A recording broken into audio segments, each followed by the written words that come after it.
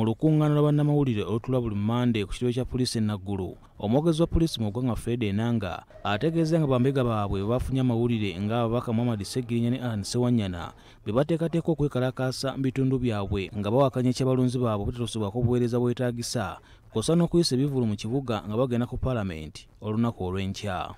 Bahonorable babiri Honorable Ann Ssewanyana ne Honorable Muhammad Ssegirinya nabo balaze nti beeteefuteefu okukunga abantu beeyiwe mu kibuga bakumbe mpaka ku paalamenti nga beemulugunya olw'embeera embi ekkubo lya Salaama Makindi Salaama lye lirimu.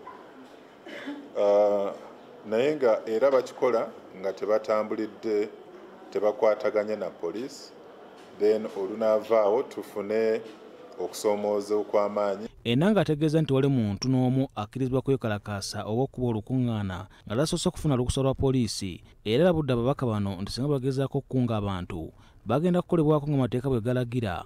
Wabula munna-DP Oluyimbazi Nalukoola alabudde Enanga akomye okubisa abantu kubanga tewali kawaayiro konna ssemateeka kawa poliisi kulinnya mu nkungaana oba okwekalakaasa ku nsonga yonna. Eggwanga lino lirina amateeka oyo yenna alina enteekateeka ez'okuteekawo olukungaana okukumba. Amateeka ago we gali ge balina okutambulirako wansi wa katundu namba 5 Kapoma.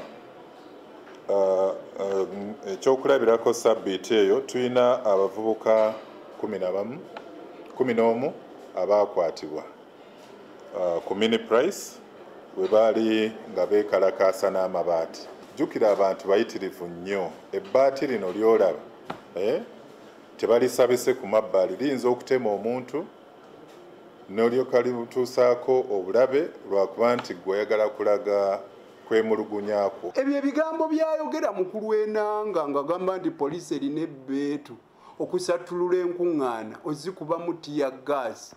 Bigambo bya pa talina we yeesigama tewali tteeka. Njagala mbikkulire tuve ku ddiba tudde ku ddiba nga tubikkula etteeka erya Public Order Management Act oba Police Act oba Criminal Procedure Code Act oba mu Penal Code Act oba mu Constitution ya Uganda. Mukulu Enanga ndagemu akatundu konna bwe kati akakkiriza. Ate nammwe abawandiikira poliisi nga mugisaba olukusa mwababye nnyo abakyasinze terina kusabwa lukusa ng'ogenda okuba enkungaana.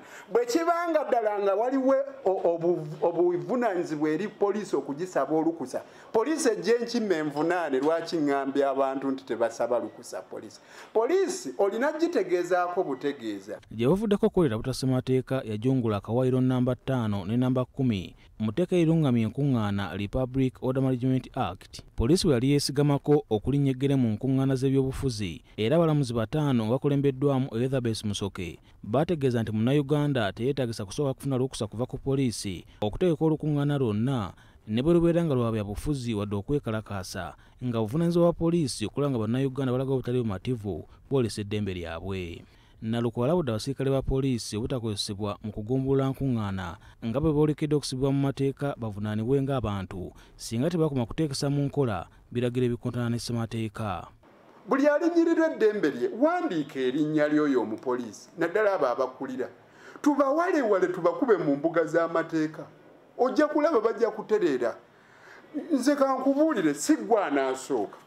Olaba guno omusango ono pulidde ono omulaba gwe bayita John Kagwono eyawawaabira ono gwe bayita Kotocho William ono yali mu poliisi najja amutwala n'amuteeka mu nkomyo essaawa ezisukkaana 48 teyamukubayo.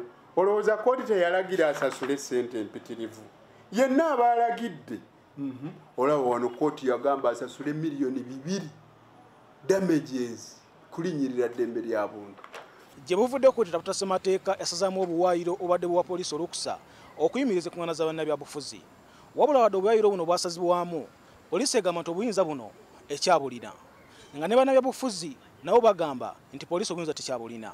Kasigadde nsabawuliza wa gavumenti okulungamya enjuyi zombi. Nze Posiyano Mukiibi, BBS Terefayina, Ageesigika.